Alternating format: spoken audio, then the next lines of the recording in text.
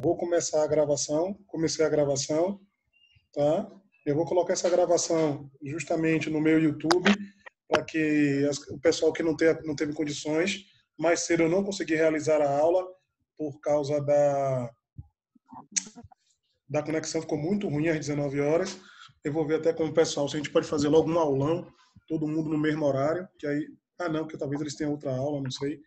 E aí fica complicado, certo? Eu vou aqui, o roteiro que eu mandei para vocês, eu vou fazer o compartilhamento com a tela para que vocês possam acompanhar. Como eu coloquei ali as informações, se houver uma queda de internet, vamos dar um tempo, eu vou mandar mensagem para o líder para deixar vocês a par de quais são as nossas deliberações, tá? Dá um tempinho que a gente vai ver como é que a gente resolve. Se ficar muito feia a coisa, eu disponibilizo a aula por vídeo e áudio no YouTube e vamos nessa. Tá bom? Vou agora começar e vou participar vocês agora o compartilhamento de tela com o roteiro. Beleza? Tranquilos? Boa noite, pessoal. Satisfação imensa estar vendo vocês ainda aqui por vídeo, né? Essa situação aí totalmente atípica do nosso momento, mas vamos minimizá-los da melhor maneira possível. Tá? Essa aula também eu vou gravar e está lá disponível depois para vocês no YouTube. Já tem uma lá no YouTube sobre esse assunto, mas eu disponibilizo também, se for o caso, para o pessoal dessa turma. Tá bom? Então vamos lá. Roteiro, esse primeiro roteiro é sobre sentença penal. Tá? Esse roteiro, nós vamos ter as ideias iniciais do que é uma sentença penal e depois nós vamos ver a sentença penal absolutória. Tá? E assim por diante veremos tudo em relação à sentença penal. Tranquilos? Então, a sentença penal, num primeiro momento que nós vamos ter o contato, ela é, na verdade, um provimento jurisdicional também. Ou seja, o que vai ser a sentença penal? Ela vai ser, né, um comando emanado pelo judiciário através do juiz. E a sua previsão constitucional é porque toda decisão judicial deve ser fundamentada sob pena de nulidade, artigo 93.9 da Constituição.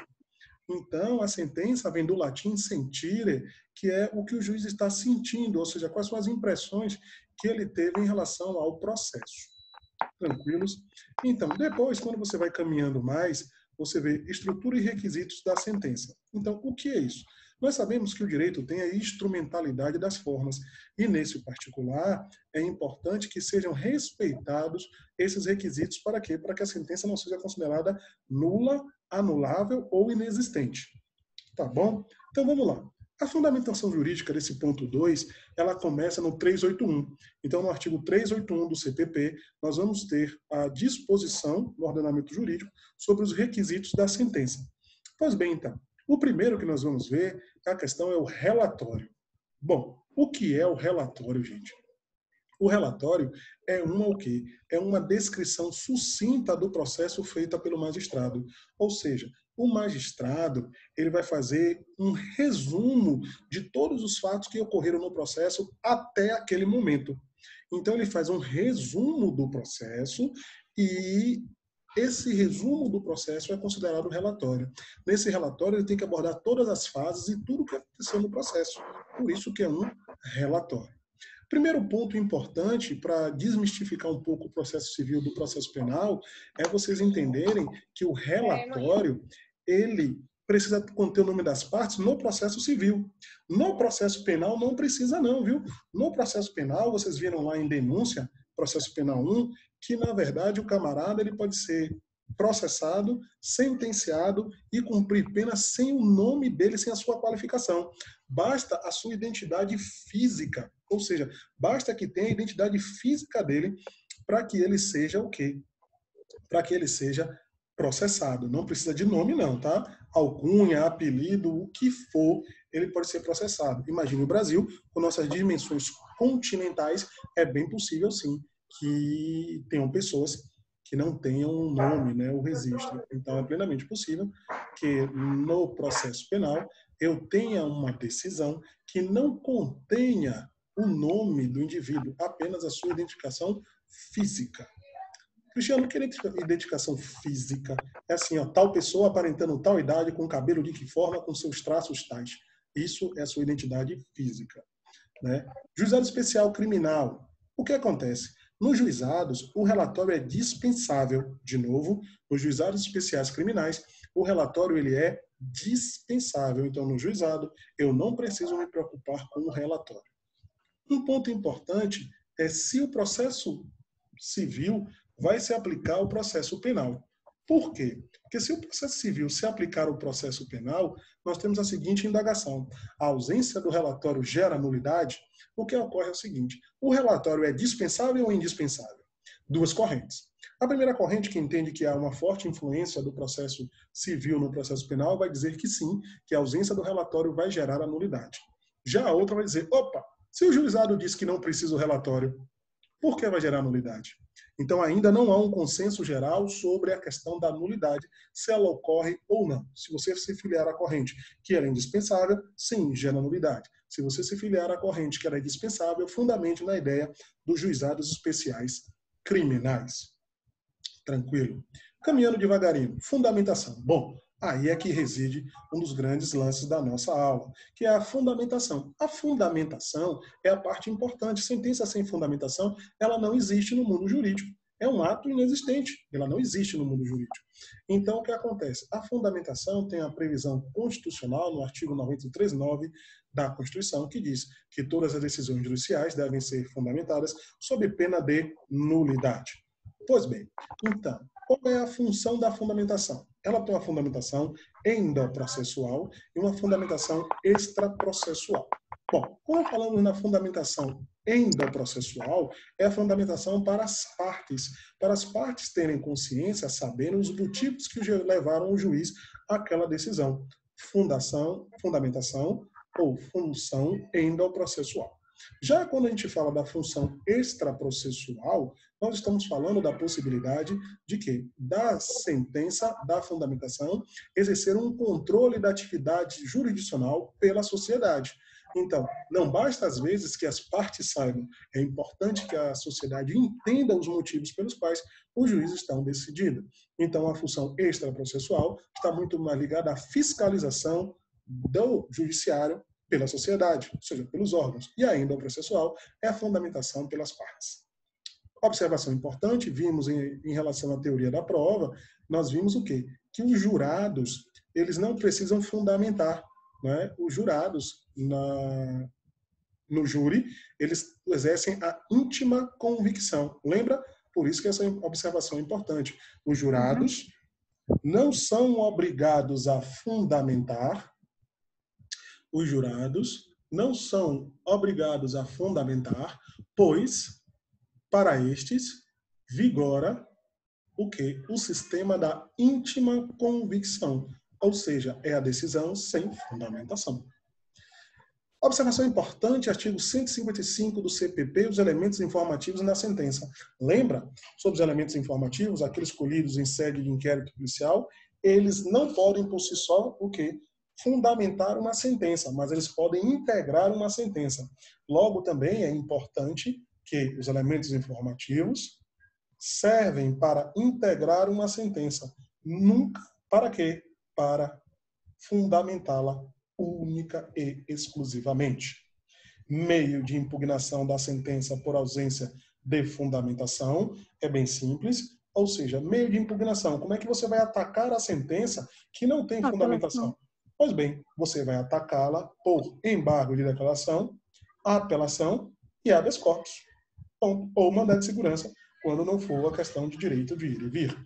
Então, impugnação é a forma que você vai atacar a sentença sem fundamentação. 3 ou 4 possibilidades a depender do objeto, quais seja embargo de declaração, apelação, habeas corpus ou mandado de segurança. Essa outra observação é importantíssima porque já caiu no exame de ordem segunda fase. Declaração de nulidade da sentença e prescrição. Importantíssimo. Por que, Cristiano, é tão importante? Porque você sabe que existem os marcos prescricionais. E a sentença é um marco prescricional. Logo, se a sentença for declarada nula de pleno direito, você vai ter o quê? Você vai ter o rompimento desse marco prescricional e ele deixa de existir. Logo, eu vou precisar de uma nova decisão para que eu tenha um novo marco prescricional. Então, preste atenção comigo, declaração de nulidade da sentença em prescrição significa dizer que a sentença que for declarada nula, a sentença que for declarada nula, ela não tem o condão, ou seja, ela não tem a capacidade de quê? De interromper o marco prescricional. Cuidado, que isso caiu no exame de ordem. Ou seja, significa dizer que o marco prescricional apontado naquela sentença deixa de existir e continua a prescrição o quê? Correndo. Depois eu vou passar uma questão do exame de ordem para vocês verem como é que funciona.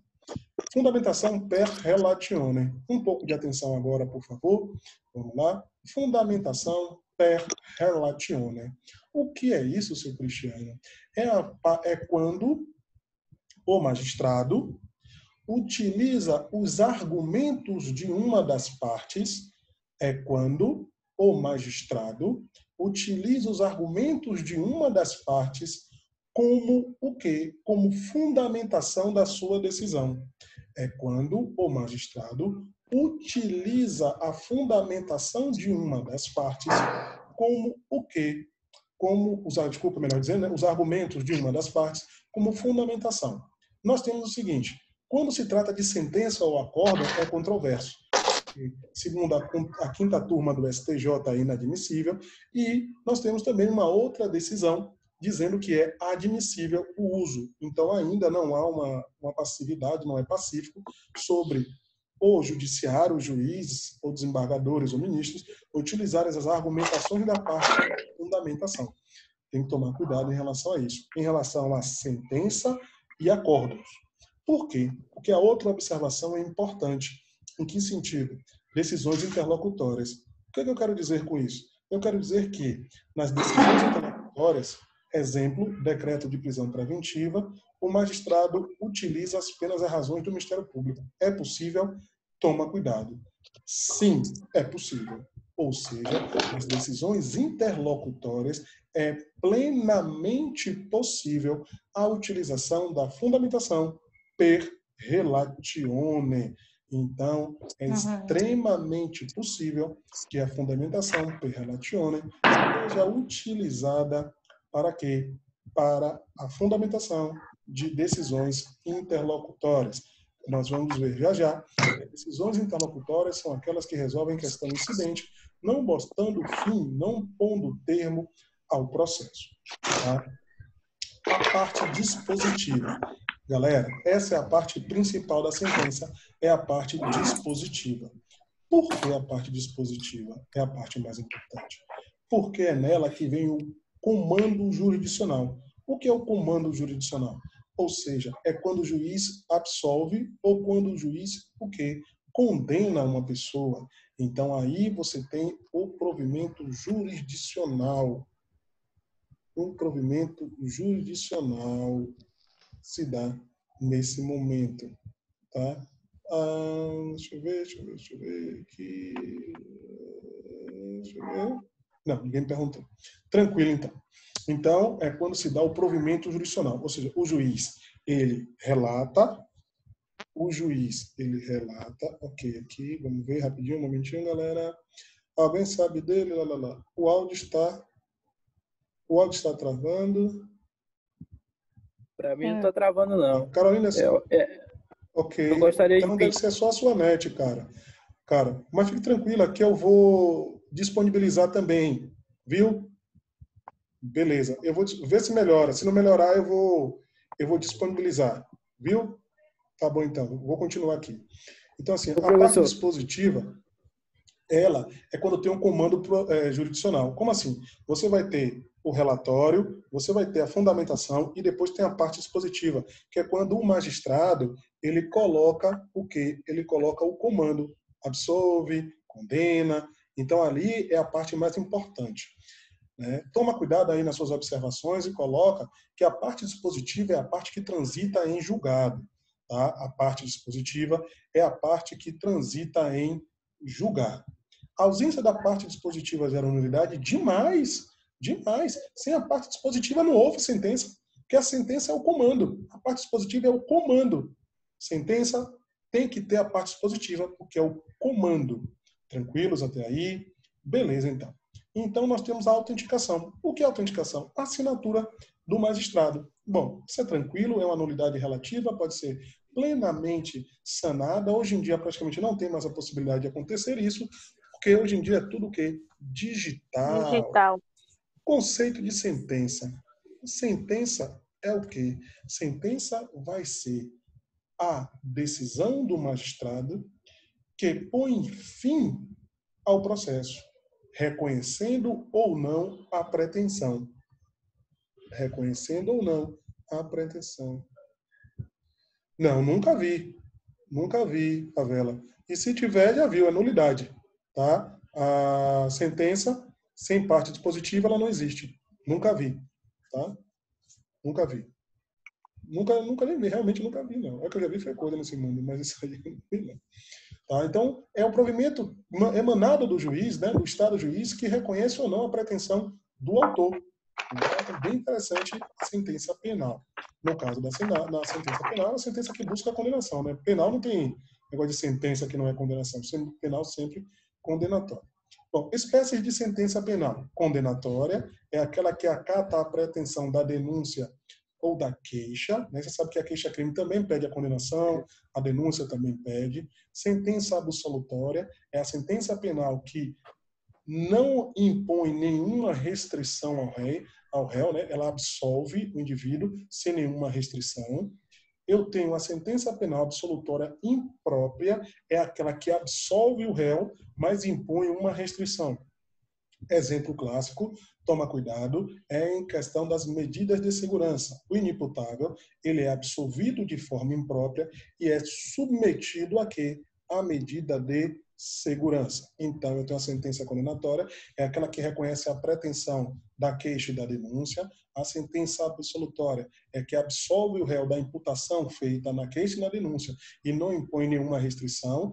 Eu tenho a sentença absolutória imprópria, absolve o réu também da imputação, da queixa ou da denúncia, porém, lhe impõe uma restrição. Qual é essa restrição? Ela é a medida de segurança prevista no artigo 96 do Código Penal. Sentenças constitutivas são aquelas que constituem um direito. A exemplo, as sentenças de reabilitação, que vocês veem lá no artigo do Código Penal. A gente vai dar uma lidinha nela também depois. Subjetivamente simples são aquelas emanadas por apenas um juiz. Subjetivamente plurima, mais de um. E subjetivamente complexa, essa é emanada pelo Tribunal do Júri, onde nós temos 2 juízes com funções distintas. Então, nós temos 2 juízes com funções distintas. O juiz que julga o mérito é o jurado. E o que aplica a sentença é o togado. De novo, subjetivamente complexa, eu tenho 2 juízes para uma causa. Um julga o mérito, jurado. O outro aplica a pena, magistrado. Então, por isso que ela é conhecida como subjetivamente complexa. Galera, como é que o juiz pode se manifestar no processo? Então, manifestações do juiz no processo. Como é que o juiz se manifesta no processo? Bom, ele se manifesta com despacho de mero expediente. O que é o despacho de mero expediente? O despacho de mero expediente é a decisão do magistrado que tem a função tão somente apenas de impulsionar o processo. Ela não possui nenhuma carga decisória. Então, o despacho de mero expediente é aquele que tem a função de impulsionar o processo e, por sua vez, não possui nenhuma carga decisória.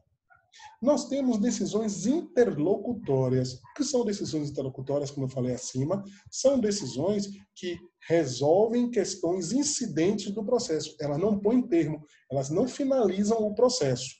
Então, eu tenho decisões interlocutórias simples, são aquelas que resolvem as questões incidentes, e tenho as decisões interlocutórias mistas. Presta atenção agora comigo. As decisões interlocutórias mistas são aquelas que encerram uma fase do procedimento e abrem outra. Ou seja, existem alguns crimes, ou o clássico homicídio, que ele é processado pelo júri, mas são duas fases. Eu tenho a primeira fase, que é o juízo sumariante, e tenho a segunda fase, que é o plenário.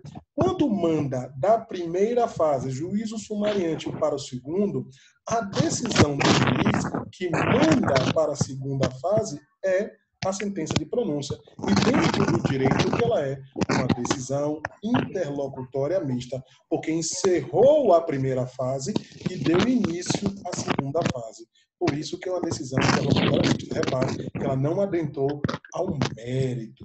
Tranquilos até aí? Um ponto importante agora para vocês. Sentenças definitivas são diferentes de sentença transitada em julgado. Detalhe, repare que esse artigo já tem esse roteiro já tem muitos artigos. Recomendo que vocês deem uma olhadinha. Eu, particularmente, depois, eu vou nos próximos roteiros já colocar os artigos de lei.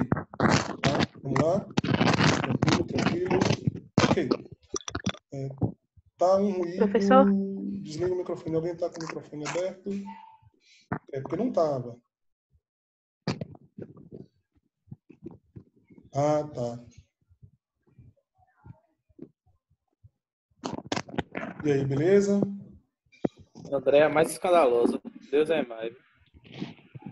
Já entendeu, André? Tá ruim. E aí, resolvemos? Já desligou já. Estão ouvindo bem minha voz? Oi, tô ouvindo. Tayane. A decisão interlocutória é simples. Claro, a decisão interlocutória simples é aquela que resolve uma questão incidente, não põe fim ao processo. Vamos lá. O decreto de prisão preventiva, ela resolve o mérito da ação? Não, é só uma questão incidente. É aquela questão de se o cara deve ou não ser preso. Então, questão incidente é aquela que não põe fim ao processo. Isso é a decisão interlocutória. A decisão interlocutória mista é aquela que põe fim o quê? É aquela que põe fim a uma fase, abrindo outra fase do processo. Você melhorou o áudio aí também? Dei a minha contribuição. Quem é que é iPhone aí?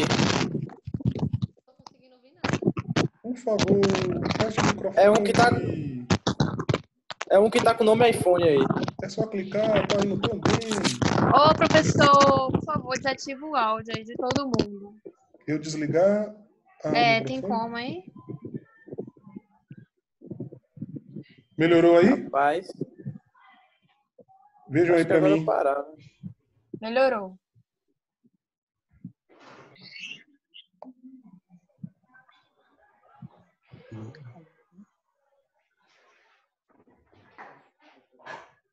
Pronto.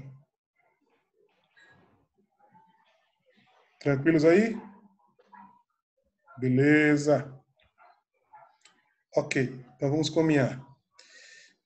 Alguém? Mais alguém?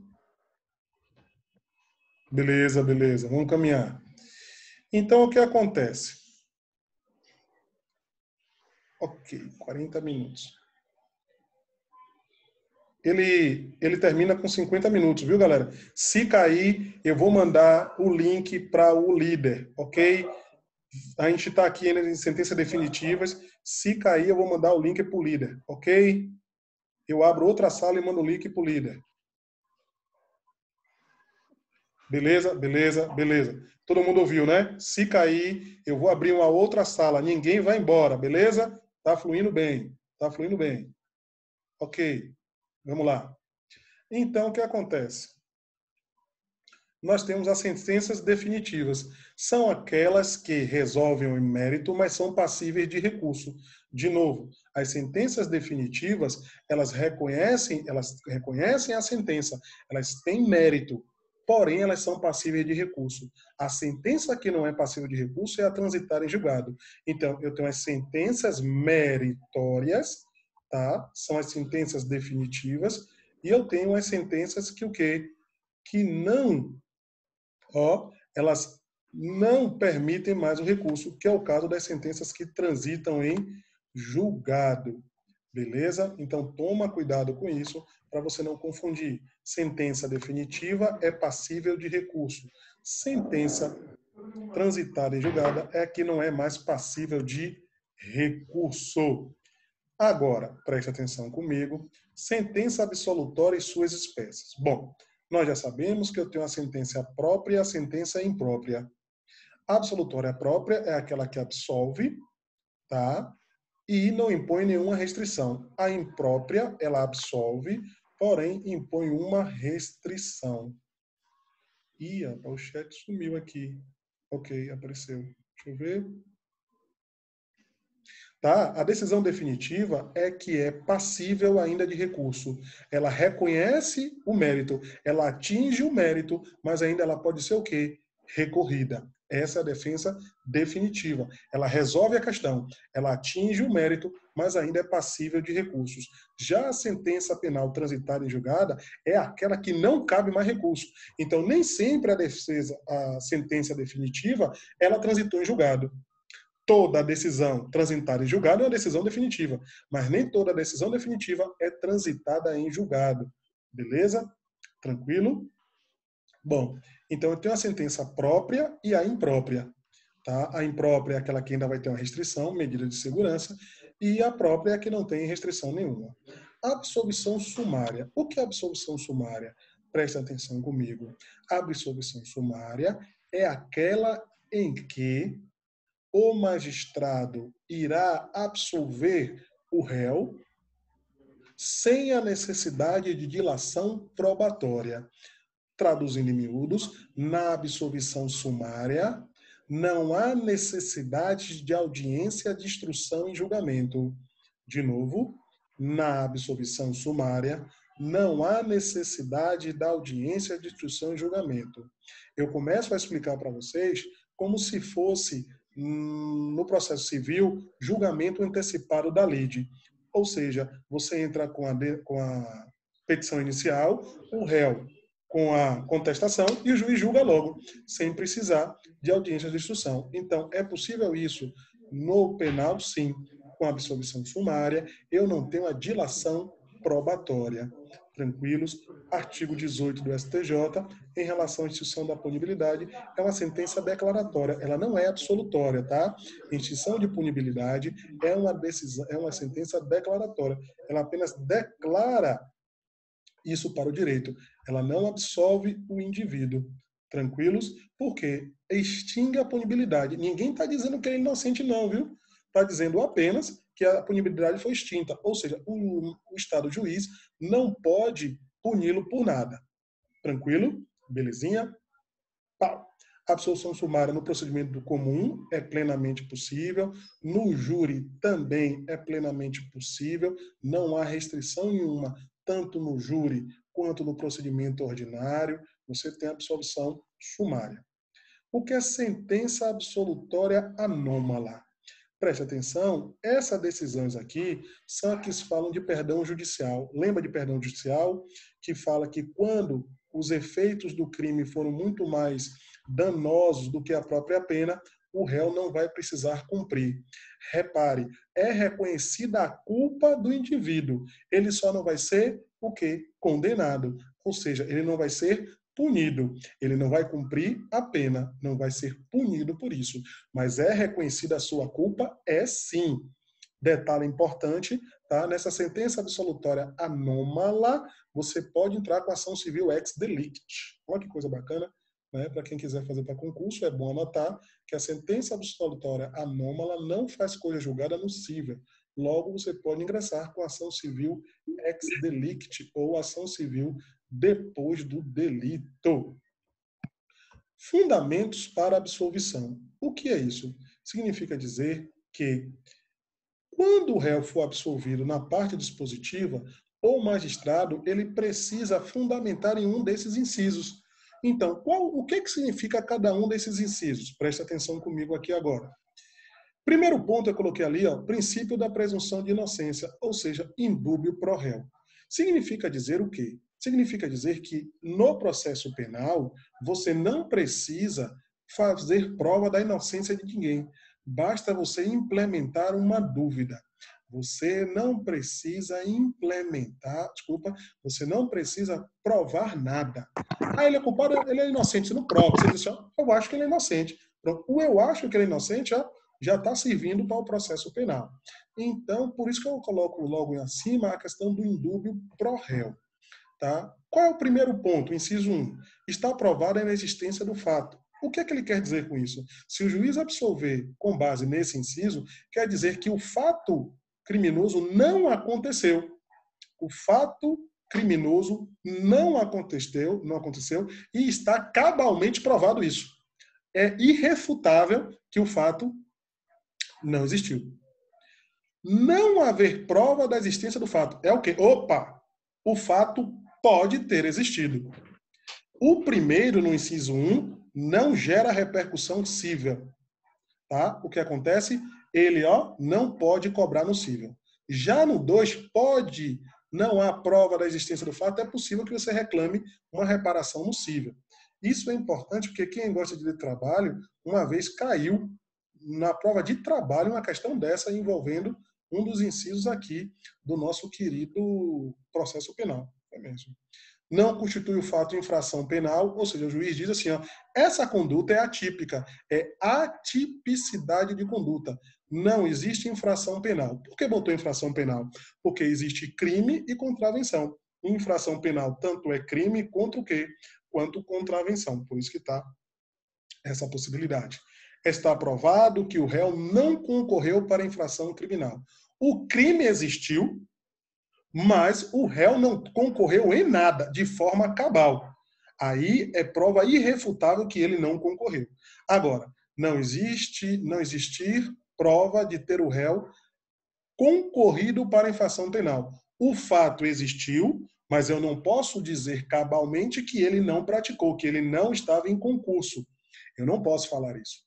Tá? Então, o 4 faz coisa julgada no cível, o 5 não. Para não fazer coisa julgada para fazer coisa julgada no cível, melhor dizendo, eu preciso ter juízo de certeza. Juízo de dúvida não faz. Tá? Esse aqui é interessantíssimo. O 6º. Existirem circunstâncias que excluam o crime, artigo 23, excludentes de ilicitude, ou isenta o réu de pena, que você tem o perdão judicial, você tem a questão da inimputabilidade, ou mesmo se houver fundada a dúvida sobre a sua existência. O que é que ele quer dizer com isso? Se o réu agiu em legítima defesa, ótimo, ele está absolvido. Se eu tenho dúvidas também que ele agiu em legítima defesa, ótimo, eu vou absolver ele também. Porque aí eu fiz essa referência para vocês quando a gente falou da teoria da indiciariedade. Nós vimos essa teoria e eu falei ela com vocês em relação a isso. Certo? Efeitos da sentença penal absolutória. Bom, se o réu está preso, coloca ele em liberdade. Libera o menino travesso. Né? Aqui são pontos importantes. No caso do paciente internado durante a instrução, o que é isso? Se o réu estiver preso, melhor dizendo, preso não, se ele for considerado, estiver fazendo exame de sanidade mental e ele estiver internado para fazer o exame e ele for considerado inimputável ao final da instrução, ele vai ficar preso. Você lembra disso? O réu, absolvido impropriamente, é imposta uma restrição. Qual é a restrição? A internação na medida de segurança. Então, se ele passou a instrução internado, provavelmente ele vai ser absolvido, mas vai ser o quê? Também submetido à continuidade da internação. E a segunda observação decorre disso também. Nós vamos ver com maior vagar quando estudarmos recursos, execução penal da medida de segurança, decisão liberatória agravada. Vamos lá? Ok, aqui fui. Repete, professor, por favor, essa parte da liberdade. Qual, Carol? Se o réu está em liberdade, ele continua em liberdade. Se ele está preso, ele vai ser posto em liberdade. Assim, o 8.1 é se o réu estiver preso, ele é colocado em liberdade, abre a porta do presídio e manda ele cair fora. Eu posso até eu mando até uma decisão para vocês nesse sentido, que o réu ficou preso a instrução toda, depois foi absolvido, tem que alvará de soltura para ele. E o que pode gerar uma dúvida também é o seguinte, é isso mesmo. O paciente internado é o seguinte, a pessoa comete uma infração criminal e a dúvida é se ela é imputável ou não, ou seja, se ela sabe ou não sabe o que ela fez. Então, em relação a isso, ela vai ficar presa, né, ou seja, internada no hospital, para fazer o exame de sanidade mental. Se ela for considerada inimputável, ela não vai ser absolvida? Vai. Mas mesmo assim ela vai ficar internada, não vai? Vai. Por quê? Porque o inimputável, ele não é condenado, ele é absolvido impropriamente, e essa absolvição imprópria, o que é? Ele é absolvido, mas é imposto a ele uma restrição. Qual é a restrição? O cumprimento da medida de segurança. É por isso que se o réu passou o processo internado, ele vai continuar internado, porque ele vai ser absolvido de forma imprópria. E o que é absolvição imprópria? É a que absolve o réu, mas impõe uma restrição. Qual é a restrição? A que? Medida de segurança. Tranquilinho? Beleza? Então, o outro ponto aqui é o seguinte, ó, execução da medida de segurança, decisão liberatória agravada. Tá? Se o réu está cumprindo medida de segurança e ele é posto em liberdade, tá? No cumprimento da medida de segurança, e alguém agrava essa decisão, ela vai ter efeito suspensivo. Então, quem quiser anota, é assim, ó, o recurso de agravo de execução, o recurso de agravo em execução previsto na LEP não possui efeito suspensivo. Não possui efeito suspensivo. Salvo quando for referente à liberação de internado de medida de segurança. Então, se o doidinho tiver internado, qual a execução da pena de medida de segurança? É o seguinte, o cara está cumprindo a medida de segurança, foi absolvido impropriamente, está cumprindo a medida de segurança. Aí ele vai ser posto em liberdade. A decisão diz assim, ó, não, vou botar ele em liberdade. O que vai acontecer? Essa decisão, se for agravada, ele continua internado até a decisão do agravo. Porque a regra geral é que uma decisão agravada na execução não tem efeito suspensivo. Somente nesse caso. O agravo de execução é um recurso que não possui efeito suspensivo. Somente nesse caso. E também isso aí já foi questão do exame de ordem, por incrível que pareça, caiu no exame de ordem um negocinho desse, olha que coisa linda, né? Então, se o réu estiver livre, ele permanece livre.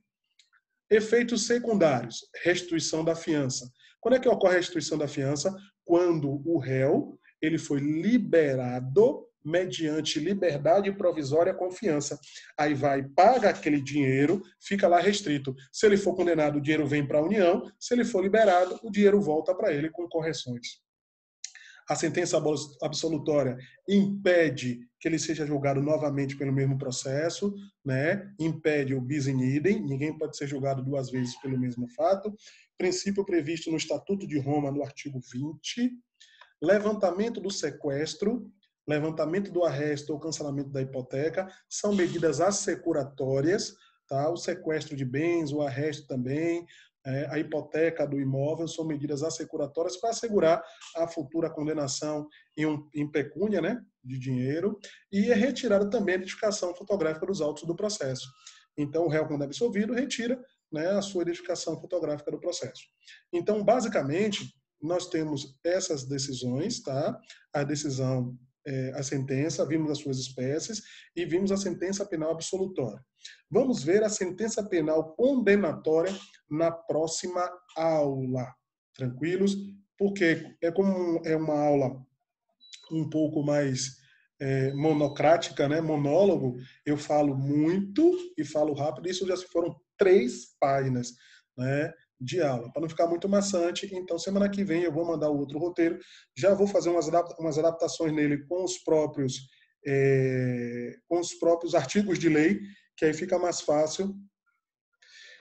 Mas aí eu vou colocar os artigos de lei, brigadão, eu vou colocar os artigos de lei e aí fica mais fácil até de eu passar o conteúdo para vocês e a gente vai lendo os artigos e vai fazendo algumas pontuações. Eu vou ver se eu passo o roteiro já desde sábado ou domingo para vocês, porque aí vocês ou abrem no celular ou no computador de forma editável.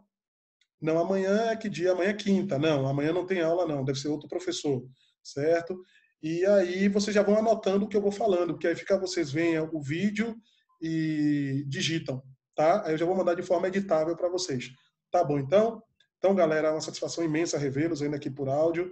Eu espero que essa situação se resolva o mais rápido possível. Nossas aulas eram sucesso. Não, que amanhã é quinta, né? Quinta deve ser outro professor, né? Quinta deve ser outro professor, né? Essa turma, nossas aulas eram bem proveitosas, bem divertidas lá. Tinha muito prazer em que pese ser no último horário, mas era muito de lenhar mesmo. Isso, era muito de lenhar mesmo nossas aulas do segundo horário, era muito bacana.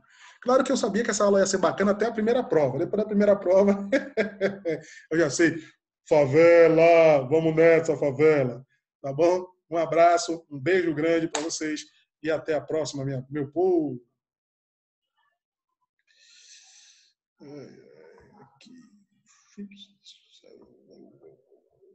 Aqui.